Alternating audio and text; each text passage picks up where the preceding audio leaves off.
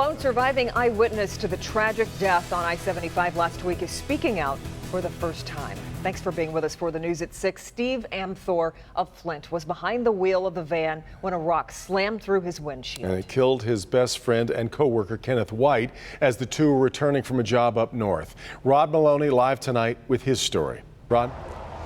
Devin, he is a witness for the prosecution, and so he's pretty limited on what it is that he can say. So he kept his words about all of this to some very specific areas, like how he feels about all of this, and also the grief that he feels for Ken White's family. He was 5 minutes from seeing his loved ones.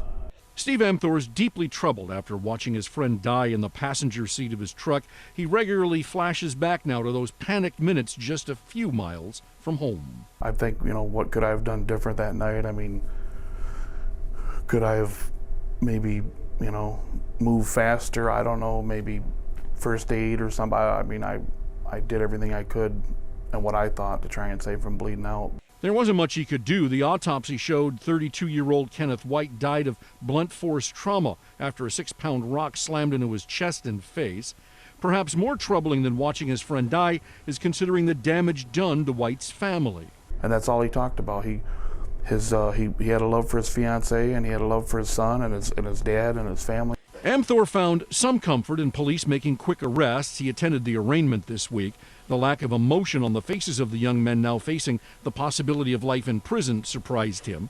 Now he just hopes that word of this case spreads far and wide to prevent a similar senseless death from happening in the future. I'm thinking a lot of people are going to learn from this.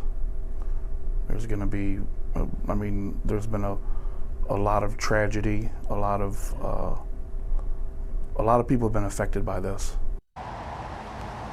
Now, he is going to be speaking and testifying at the preliminary exam, which is expected for next Thursday. So we're likely to get more of the detail that we might be interested in hearing from him in terms of his reaction and how it all happened and the way things went. That sad note. Back to you.